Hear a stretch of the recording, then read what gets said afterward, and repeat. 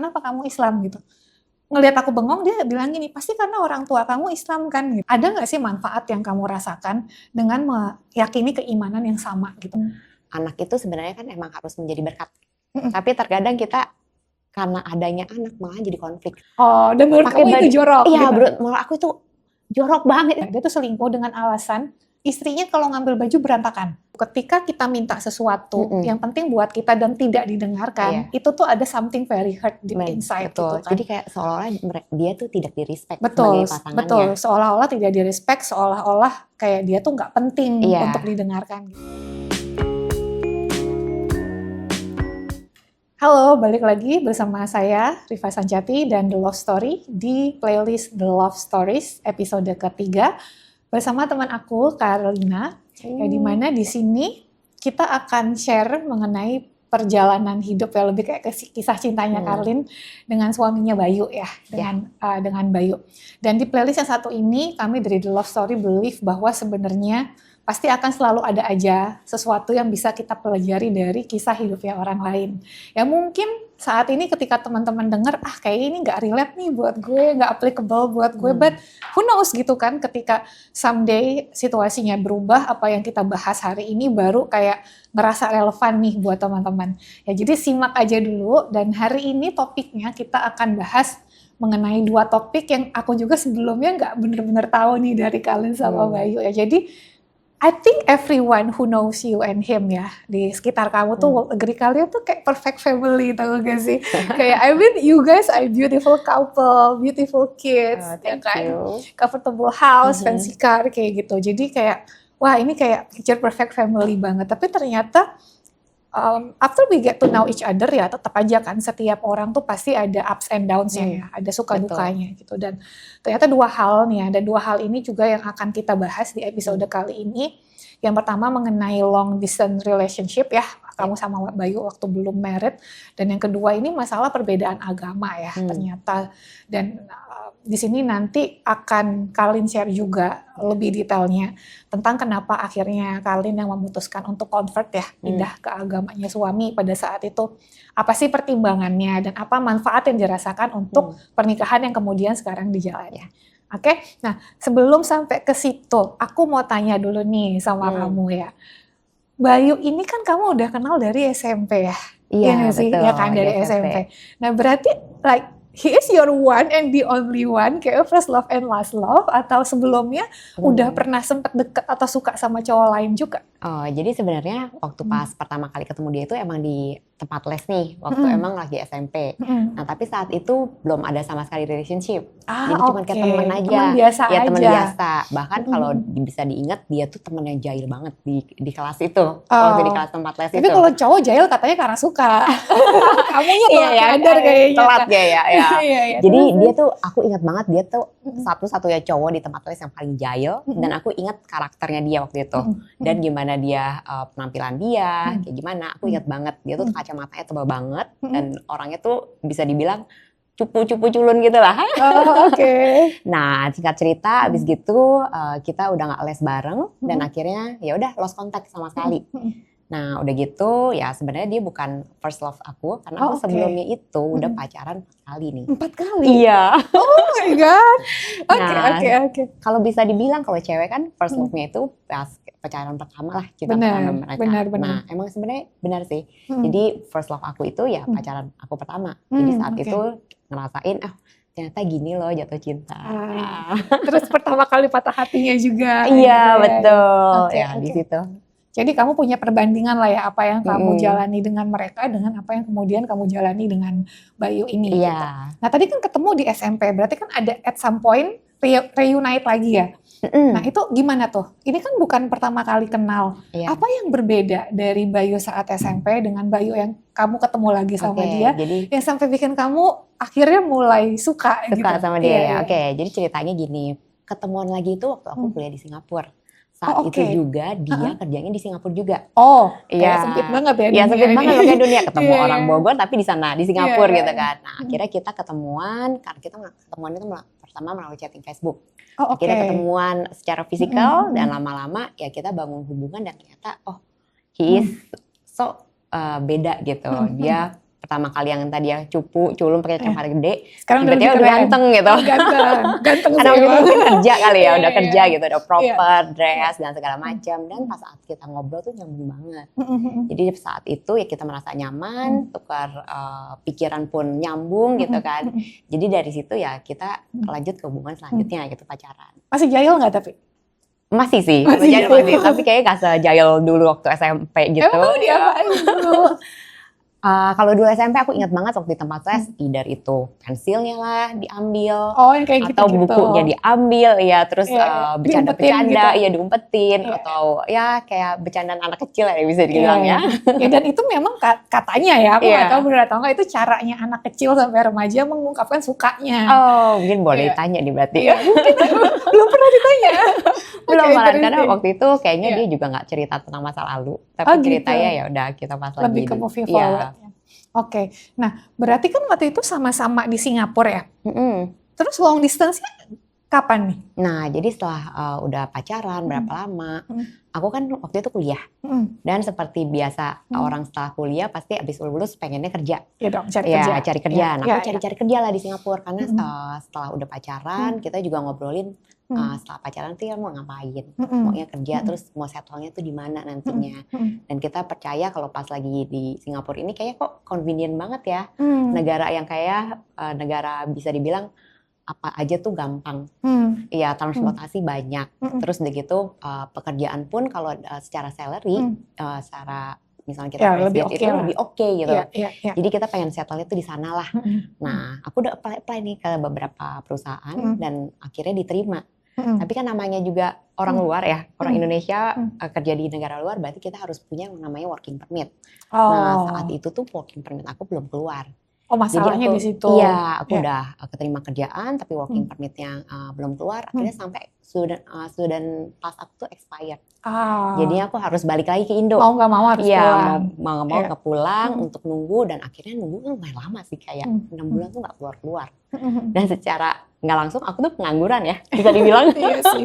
Pengangguran selama 6 bulan. Jadi Iya, mikir lagi, kayaknya nggak bisa nih kalau kayak gini. Akhirnya aku Terus-terusan memutuskan, di rumah terus-terusan aja kan, gitu. di rumah. Iya. Terus udah gitu long distance juga akunya nggak ada kerjaan. Jadi makin berasa Iya, ya. makin berasa karena kayak- nggak sibuk. Betul, Iya, karena nggak iya, sibuk. Jadi mikirnya Iya. yang gimana nih, apa gitu. Jadi mikirnya yang kadang-kadang. Oh, dia lagi ngapain ya di sana? Iya, kadang-kadang chattingnya suka keseringan jadinya. Iya. Nah, akhirnya dari situ aku juga berpikir kayaknya emang udah saatnya aku udah mesti cari kerja nih di Indonesia. Di Indonesia. Iya. Oke. Akhirnya setelah itu aku dapat kerja di Indonesia. Ya udah, kita long distance juga selama kurang lebih sekitar 2 tahun. Dan akhirnya long distance ini yang membuat kita tuh ya sama-sama tahu lah, ternyata komunikasi itu emang penting banget. Ya, di segala hubungan komunikasi itu penting banget. Jadi dari sini kita juga menyibukkan diri dengan kegiatan-kegiatan yang bisa mengoccupy pikiran kita tuh biar nggak mikir yang macam-macam gitu Betul, kan. betul. Karena Gitu. makin banyak bengong tuh makin overthinking Betul. ya. Dan makin sensitif juga Iya. jadinya. Oke. Nah, terus selain masalah long distance. Oke, ini berarti long distance akhirnya kamu kerja di Indonesia, terus akhirnya Bayunya pulang Ya, ke akhirnya Indonesia, kerja di sini juga. buka startup dia karena Startup yang sekarang ini? Iya, startupnya udah ganti lagi lah. Ganti Iya, lagi. ganti Oke, lagi. oke. Nah, jadi dia setelah kita ngobrol, kan relationship maunya pasti ke depannya Kemana dong, ya dong? kemana, Ya, dibawa next step-nya kemana, apa ya next gitu step-nya kan. apa. Karena yang pertama kali kita emang pengen settle itu di Singapura, tapi akhirnya kan tidak jadi nih. Jadi settle-nya ini karena kita udah ngobrol segala macam, dan akhirnya kita maunya settle-nya itu di Indonesia. Ya, jadi akhirnya dia pulang, cari kerja di sini, buka startup dan cari kerja. Oh, oke, I see. Nah, terus berarti kan ini kita mulai masuk ke soal agama ya. Berarti kan dari awal banget udah tahu dong ya sebenarnya Betul. kalau agama ini berbeda gitu. Itu pernah nggak sih kayak jadi ganjalan ketika pertama kali ketemu di Singapura itu mulai dekat gitu? Itu pernah nggak sih ngerasa, oh ini bakal jadi masalah nggak sih gitu? Jadi, apakah kayak wait and see dulu atau gimana sih dulu? Nah, jadi pertama kali tahu emang kita sama-sama tahu nih, oh kita beda agama. Pasti, karena kenalan kan udah lama tahu, ya. udah lama gitu kan. Iya. Nah, di sana pun kita pertama kali itu aku nggak pernah pikir kalau ya udah beda agama itu menjadi masalah. Karena di keluarga besar aku sendiri ternyata banyak juga keluarga yang meritnya tuh dengan beda agama. Ya, jadi saya merasa kayaknya ini emang bukan masalah lah, ya belum gitu. Kepikir gitu, kayaknya bukan masalah nih. Akhirnya along the way kita kan ngejalanin juga ya. Dan Bayu ini ternyata concern orangnya, concern tentang agama. Jadi concern pertama dari dia duluan. Concern pertama, ya dia kita suka bahas lah agama itu. Kalau menurut dia emang harus itu satu agama.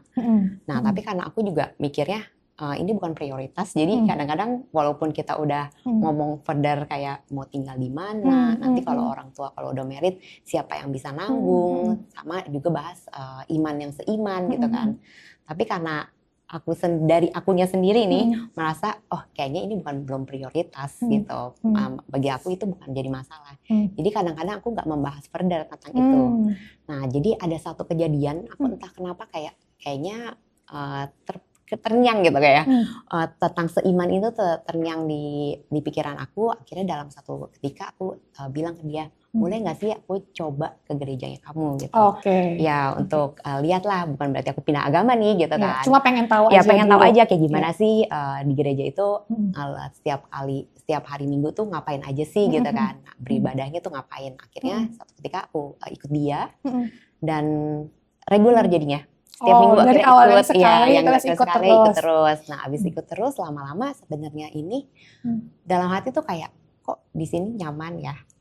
Iya, jadi kayak aku sendiri terpanggil saat itu. Iya, jadi secara individu aku sendiri jadi punya relation sama Tuhan di sana. Ya, jadi dari situ akhirnya aku ya berubah convert ke iman yang sama jadinya. I see. Dan ini ngingetin aku sama ini ya, waktu baru kuliah di BINUS. BINUS itu kan memang diverse banget ya, latar belakangnya dari segi suku, dari segi agama itu kayaknya semua ada di situ gitu. Nah, aku ingat banget di hari keberapa kuliah ada teman aku, dia tuh sama convertnya sama seperti kamu. Ya, jadi dari agama asal sama barunya tuh sama kayak kamu. Nah, dia tuh tanya ke aku, Rif, kamu tuh kenapa Islam? Gitu kan. Aku kaget ya, karena kayak my whole life tuh gak pernah ditanyain kayak gitu. Karena sebelumnya environment aku tuh yang mayoritas muslim gitu kan. Jadi gak pernah ada pertanyaan seperti itu. Kenapa kamu Islam gitu? Ngelihat aku bengong, dia bilang gini, pasti karena orang tua kamu Islam kan gitu. Coba kalau kamu lahir di keluarga Buddha, pasti kamu agamanya Buddha. Kalau kamu lahir di keluarga Kristen, kamu KTP-nya juga Kristen. Aku mikir, aku kan orangnya logik banget ya. Make sense kan? Make sense kan? Terus tapi kalau di aku akhirnya itu jadi permulaan aku untuk kayak perjalanan mencari Tuhan sih sebenarnya. Jadi aku anggap aja aku tuh starting at zero gitu kan. Aku kenalin lagi agama aku sendiri gitu kan. Aku mulai kayak nggak bener-bener sampai ikut ibadah sih enggak, tapi ngobrol-ngobrol juga sama teman-teman yang lain. Kamu kenapa agamanya Kristen? Kenapa kamu Katolik? Kenapa kamu Buddhis gitu? Karena kan semua agama ada di BINUS gitu. Kenapa kamu Hindu gitu? Nah, setelah mencari-cari itu akhirnya aku bisa ngerti sih yang kamu bilang, merasa menemukan Tuhan tadi gitu kan. Merasakan akhirnya anehnya aku tuh udah jadi muslim ya, kalau mengikuti usia tuh udah lebih dari 20 tahun, tapi baru bener-bener merasa punya Allah ya ketika dapat pertanyaan itu gitu. Jadi I can relate to that gitu, bahwa memang punya agama di KTP dengan benar-benar punya Tuhan yang kita imani itu dua hal yang berbeda gitu. Setuju sih. Ya itu dua level yang berbeda dan memang sangat bisa terjadi agama di mana kita dilahirkan dengan agama di mana kita seperti menemukan rumah jadi berbeda gitu. Nah, tapi ini kan tadi kan kamu bilang kamu udah pernah ngelihat ya rumah tangga yang dibangun di atas dua agama yang berbeda. Ya kan, terus sekarang kamu memutuskan untuk mengambil jalan yang berbeda dalam artian agamanya sama sebagai suami istri dan anak-anak gitu. Nah, menurut kamu ada perbedaannya nggak sih? Kayak ada nggak sih manfaat yang kamu rasakan dengan meyakini keimanan yang sama gitu? Iya, pastinya ada. Karena setelah kita menikah dan mempunyai keluarga, apalagi habis setelah menikah punya anak, punya tanggung jawab lebih, dari situ emang kita tuh harus benar-benar mempunyai fondasi yang sama. Fondasinya yang merit itu adalah ternyata ya iman yang sama. Kenapa? Karena dari kita cara berpikir kita, dari cara tujuan dan visi misi kita tuh harus sama semua. Gimana kalau misalnya imannya berbeda, pasti mempertanyakan juga dong dari anak-anak, gimana cara kita mengajar itu kan udah sesuatu yang harus dijalankan. dan harus sama gitu. Kalau Dan misalnya takutnya anak bingung gak sih? betul, Iya kan? jadi kalau sempat kepikiran juga sih flashback lah kalau misalkan iman nggak sama, gimana ya kita cara mendidik anaknya. Misalnya aja dari setiap minggunya deh, kok mama misalkan kita nggak seiman gitu kan, kok papa ke gereja mama enggak? Iya. Itu kan menjadi satu pertanyaan juga. Pertanyaan, betul. Jadi yang Berarti benar saya yang mana bolong, sih? ya gitu. yang benar yang mana? Ya. Terus Ya. mereka jadi bingung juga. Ya, jadi emang di sini fondasi merit itu emang harus, menurut saya sekarang itu emang harus iman yang sama. Betul. Apapun agamanya, apapun relationship-nya itu emang harus satu iman. Betul. Dan agama itu kan bukan cuma soal ibadahnya ya, tapi soal ways of living-nya juga. Betul. Gitu. Cara kita mengambil keputusan, cara kita menjalani keseharian itu kan sangat banyak dipengaruhi oleh agama, dan orang yang sudah mempelajari agamanya secara utuh memahami hal itu, bahwa it's not just about kita ke gereja, kita sholat atau kita apa gitu, tapi kehidupan sehari-harinya juga. Betul. Gitu. Dan kalau memang saya juga suka ngelihat sih ya, beberapa teman-teman, mungkin nggak semuanya ya, nggak bisa di-generalisir, tapi memang anak-anak yang lahir di keluarga dari orang tua yang agama yang berbeda memang kelihatan sih jadi bingungnya. Bahkan sampai ada pernah teman aku tuh bilang, waktu kecil gue nangis, Rif. Nangis kenapa? Iya, saat tahu ternyata kalau beda agama nanti bisa masuk neraka. Kayak gitu loh, kayak berarti nanti adik-adik aku kan dia sama adiknya beda agamanya, berarti nanti aku doang yang masuk surga, mereka masuk neraka. Hal kayak gitu kan. Jadi that's the first time I thought, oh iya benar sih, inilah alasan kenapa memang sebaiknya rumah tangga itu dibangun di atas satu fondasi yang sama gitu kan. Again, it's not about cuman ibadahnya aja, tapi tentang perjalanan kehidupan, nilai-nilainya, betul, nilai-nilai kehidupan, ya gitu. Oke, I see. Nah terus sekarang berarti sama Bayu nikah udah berapa tahun? Kita nikah tuh hampir 10 tahun. Oke. Tahun. Nah, itu kan banyak yang bilang ya, kayak 5 tahun pertama sih ya. Harusnya berarti kan kamu udah lewat nih 5 tahun pertama. 5 tahun pertama tuh adalah masa-masa yang terberat. Nah, kamu merasa nggak sih masalah transisi ke agama yang baru itu menambah yang udah berat jadi makin berat, atau justru menurut kamu jadi terasa lebih ringan? Oh, kalau dari sisi agama bisa dibilang ini menjadi lebih ringan. Kenapa? Karena kan kita satu iman yang sama, mengimani iman yang sama. Jadi nggak ada konflik di situ. Jadi nggak ada konflik di situ. Bahkan kalau misalkan flashback lagi, misalkan kalau imannya nggak sama, mungkin ini lebih berat. Karena ternyata adjustment setelah merit itu banyak banget. Banyak banget kayak ya. Apa ini contohnya? Ya, misal dari jadi flashback ya, kayak awal-awal merit itu kita sebenarnya kan udah tahu ya, udah lama pacaran tuh aku 5 tahun sama dia. Berarti kenal lebih lama lagi. Lebih lama lagi gitu kan. Berarti sebenarnya kita udah sama-sama tahu apa kebiasaan kita, apa sifat kita gitu kan dari 5 tahun itu. Harusnya. Iya, harusnya. Kan? Tapi ternyata setelah kita satu atap, satu rumah, itu tuh bisa kelihatan aslinya lagi ya. Iya, ternyata yang kita pikir udah tahu belum semuanya. Belum semuanya ternyata. Dari hal-hal kecil aja, misalkan nih waktu kayak dulu baru awal-awal merit, kita kan punya kebiasaan yang masing-masing yang berbeda. Kalau dari aku sendiri, Bayu tuh paling gak suka kalau aku tuh gunting kuku. Gunting kuku doang ya. Dari masalah kecil banget gunting kuku. Jadi kalau aku gunting kuku, ya udah gunting aja di sini, tebar. Biar kukunya bertebaran di mana-mana. Jadi dia udah kesel-keselnya gitu kan dengan hal kecil seperti itu. Udah kan habis aku gunting kuku tuh aku juga bersihin. Tapi hal itu tuh membuat dia gemes gitu. Dia gak nyaman. Ya, itu pet peeves ya istilahnya ya. Kayak menurut kita tuh biasa aja, tapi kalau itu pet peeves orang lain buat dia itu enggak banget. Itu enggak banget. Itu satu dari aku, kejadian aku. Dan kejadiannya Bayu ini ya kalau dia pulang kerja nih, pakai baju kantor bisa guling-gulingan di ranjang. Oh, dan menurut kamu itu jorok? Iya, menurut aku itu jorok banget. Itu kan dari luar loh, itu kamu seharian gitu kan, banyak kuman gitu. Itu yang bagi aku kesel banget. Sedangkan kita, kalau biasanya aku tuh harus mandi dulu, ganti baju bersih dulu, baru gitu naik ke kan. kasur. Ya, jadi dari hal-hal kecil ini kita tuh harus ngomongin. Jadi kita tuh sama-sama tahu ekspektasi kamu tuh apa, ekspektasi kita sebagai pasangan tuh apa, dan kita adjust di tengah-tengah. Karena kalau misalkan kita nggak adjust, kita yang lama-lama dia semakin tinggi atau yang satunya semakin rendah gitu kan, tapi nggak ada adjustmentnya di tengah-tengah. Jadi kita harus adjust dan kita tuh harus omongin secara terbuka dari hal sekecil itu. Iya. Walaupun kesannya sepele, tapi kalau bergesekan terus lama-lama jadi api. Jadi api. Jadi kayak makin jauh lah gitu. Apa yang kita mau tuh nggak akan match gitu kan, nggak akan dari satu sama. Jadi di sini ya udah akhirnya karena kita adjustment sama-sama adjustment. Jadi kalau dia emang nggak ada bukan kebiasaan dia abis pulang kerja tuh langsung mandi gitu kan, leyeh-leyeh duyul gitu. Nah akhirnya dia ganti baju dulu. Oh, because it's important for you. Yes. Nah, jadi kalau adjustment dari kayak gitu dan dari aku ya udah karena dia sangat bersih kali ya. Sensitif dengan kuku. Nah, jadi akhirnya kalau siap ganti kuku ya udah kita tatapin aja pakai tisu. Terus tisu yang buang. Iya. Oke. I see. Dari hal kecil itu. Tapi memang walaupun sebenarnya ya, jadi aku tuh pernah dengar cerita. Jadi aku punya teman selingkuh. I will not mention the name ya. Ini temanku cowok ya, dia tuh selingkuh dengan alasan istrinya kalau ngambil baju berantakan. Oke. Jadi very small matters. Small matters. Jadi kalau istri itu tipe orang yang kayak aku, bajunya ada di bawah yang dia mau pakai, ambil. Kan tubuh tuh yang di atasnya, ditinggalin langsung gitu. Sedangkan kalau temen aku yang cowoknya nih yang resiknya, bajunya di tengah, ya dia angkat dulu, dia kan pindahin, ambil, taruh lagi rapi gitu. Nah dia bilang masalahnya bukan masalah bajunya, tapi masalah tidak didengarkan ketika dia menegur gitu. Jadi aku bisa relate sih ketika kamu bilang ini hal-hal kecil tapi harus dikomunikasikan. Bedanya adalah karena bukan cuma dikomunikasikan ya, dikomunikasikan dan ada action plan. Benar. Nah itu yang kurang dari pasangan temen aku ini. Walaupun menurut aku selingkuh itu tetap salah, ya kan?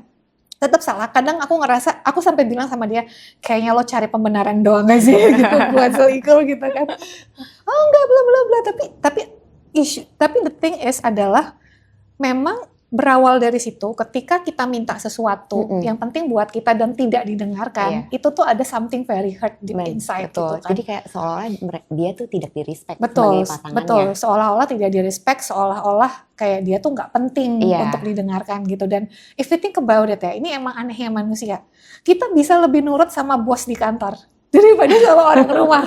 Padahal kita sama orang rumah, sama orang tua udah dari kita bayi, ya kan? Sama kakak adik dari kapan siapapun yang duluan lahir gitu. Tapi bos baru ketemu berapa tahun yang lalu paling gitu. Tapi kayak emang cenderungnya kita kayak lebih dengerin nasihatnya mereka dibandingin orang-orang yang udah lama sama kita dan kadang-kadang jadi kayak taking for granted gitu kan, karena ngerasa mereka pasti maafin kita. Betul. Iya kan gitu. Tapi at some point itu bisa jadi sampai di titik yang it's not acceptable anymore gitu.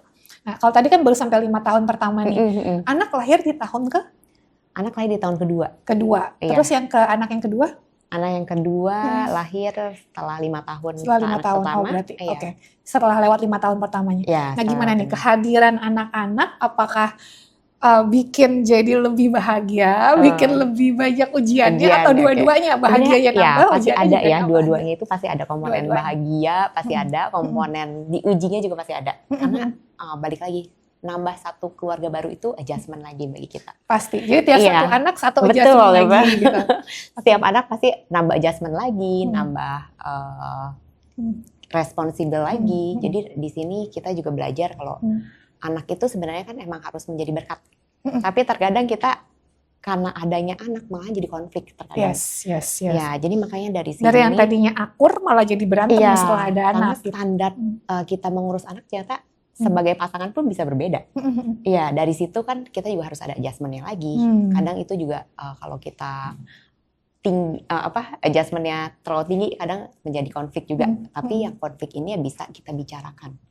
Karena semuanya kalau tidak dibicarakan, tidak ada adjustment-nya, pasti yang jadinya bakalan hancur. Gitu. Ya, simple aja lah tentang cara mendidik anak. Jadi kalau saya itu lebih soft ya. Soft spoken. Ya, soft spoken ya. Kalau bisa, dan namanya juga parents baru waktu awal punya anak pertama, jadi by the book. Everything kayak good parenting. Iya, good parenting gimana? Dipraktekin semua. Iya, dipraktekin semua. Tapi ternyata standar suami itu berbeda juga. Karena kalau dia bilang kalau kita nggak didik keras anak dari sekarang, gimana nanti ke depannya? Jadi kalau dia style VOC. Iya, betul. Gitu ya. Lebih ala-ala zaman dulu gitu kan. Tapi ya at some point balik lagi, kita emang yang tahu itu kita berdua. Bukan cuma baca-baca buku aja atau segala macam. Implementasinya ada adjustment lagi. Ya. Betul. Jadi dari sini saya belajar kalau emang balik lagi sebagai parents ya kita harus sama-sama punya standar yang sama. Dan standar kita walaupun beda kita obrolin. Apa sih yang mau menjadi standar kita di benchmarknya itu di mana gitu. Misalnya standar dia yang benar-benar militer gitu. Anak misalnya anak kalau makan harus setengah jam harus stuck gitu kan. Oh, sampai segitu gitu ya. Kayak lagi ikut barak militer. Terus kalau aku ya udah nggak apa-apa lah kasih ini kasih itu, udah lebih dipampering gitu kan. Tapi kita nggak boleh standarnya tuh udah jauh. Betul. Jadi kita harus sama-sama ya udah kita setujunya di mana. Ataupun misalnya oh ya udah saya ngalah deh, saya setuju di sini misalnya ya nggak apa-apa. Tapi kalau misalkan nggak bisa, ya udah di tengah-tengah aja. Karena kalau nggak sama nih, jadi kita mempunyai standar yang berbeda, anak pun bingung. Betul.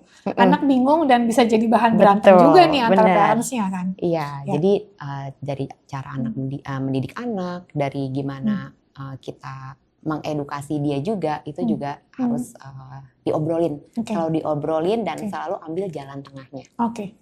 Dan tadi aku dengar dua hal ya, jadi kamu ada mention kompromi, ya kan? Berarti ketemu di tengah, sama ngalah. Kalau ngalah kan berarti, kalau kompromi kan win-win ya. Kamu 50%, aku 50%. Tapi kalau ngalah kan kamu 100%, aku 0% gitu. Menurut kamu mana yang lebih baik?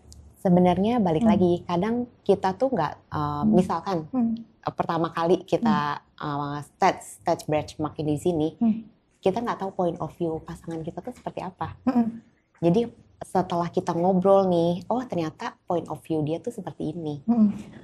Dan kita juga punya pemikiran lagi yang lain dong. Nah mungkin aja pemikiran kita tuh sebenarnya, oh ternyata bisa juga sih sebenarnya di benchmark yang atas gitu, atau di benchmark yang bawah.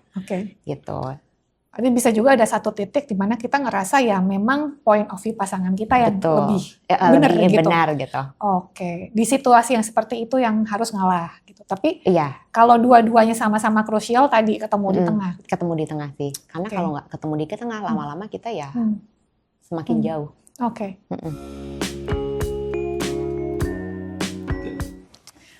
pertanyaan terakhir buat kamu Nilin.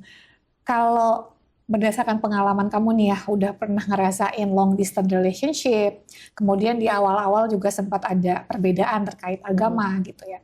Nah, dari semua pengalaman kamu plus pengalaman kamu selama menikah 10 tahun dan 3 anak ini juga gitu ya, apa sih advice yang bisa kamu kasih ke para singles yang sedang mengalami masalah yang sama, atau advice kepada para singles yang kepengen menikah? Kalau buat long distance relationship, balik lagi itu harus ada komunikasi, juga harus ada trust. It's classic and important. In classic and very important. Very important. Jadi kalau trust di sini ya di mana namanya juga long distance relationship, kita nggak mungkin kan ketemu sering, itu pasti nggak mungkin. Dan kalau misalkan video call setiap kali, misalnya setiap menit juga kan nggak mungkin kan? Kasian. Iya kasian. Nah jadi di sini kita emang harus ada trust sama pasangan itu sendiri, karena kalau tidak dengan ada trust yang kita bangun, balik lagi kita yang ada worry, dan kalau emang kamu nggak trust dari sekarang, kenapa harus dilanjutin? Iya, betul. Kalau sekarang aja udah susah, apalagi ke depannya setelah menikah gitu kan. Nah, kalau yang buat beda agama di sini saya tekankan lagi kalau iman itu adalah fondasi dari married ini. Setuju. Karena dari iman ini kita bisa mempunyai nilai yang sama, juga tujuannya yang sama. Kalau imannya sudah berbeda, nanti ke depannya takutnya ada konflik yang karena kan married itu up and down. Kalau lagi up mungkin kita enak-enak aja gitu kan. Tapi kalau lagi di saat lowest point lagi down, itu iman itu yang menguatkan pernikahan kita sendiri sebenarnya. Oke, thank you banget udah sharing sama kita. Wishing you all the best for you, by you and the kids. Thank you. Nah, buat teman-teman yang pengen dengar lagi nih stories dari tamu-tamu aku yang selanjutnya, jangan lupa stay tune di YouTube channelnya The Love Stories. Dan buat teman-teman juga yang lagi cari jodoh, nanti bisa ikut gabung sama komunitasnya The Love Story. Linknya ada di bio atau ada di deskripsi video ini. nanti teman-teman bisa jadi yang pertama tahu kalau kita bikin acara perjodohan atau ya bukan cuma dijodoh-jodohin ya, kita akan selipkan juga nih dengan edukasi-edukasi seputar pernikahan, karena tadi yang Karlin bilang ya, pernikahan it's not just roses gitu kan, bukan not only roses and butterflies, Yes. tapi ada duri-durinya juga Yeah. gitu kan. Ya, so hopefully gimana caranya kita yang masih single, selain mencari pasangan yang tepat, kita juga mempersiapkan diri untuk menjadi pasangan yang tepat bagi mereka. Oke, thank you for watching. Jangan lupa like dan jangan lupa subscribe. Bye-bye. Bye.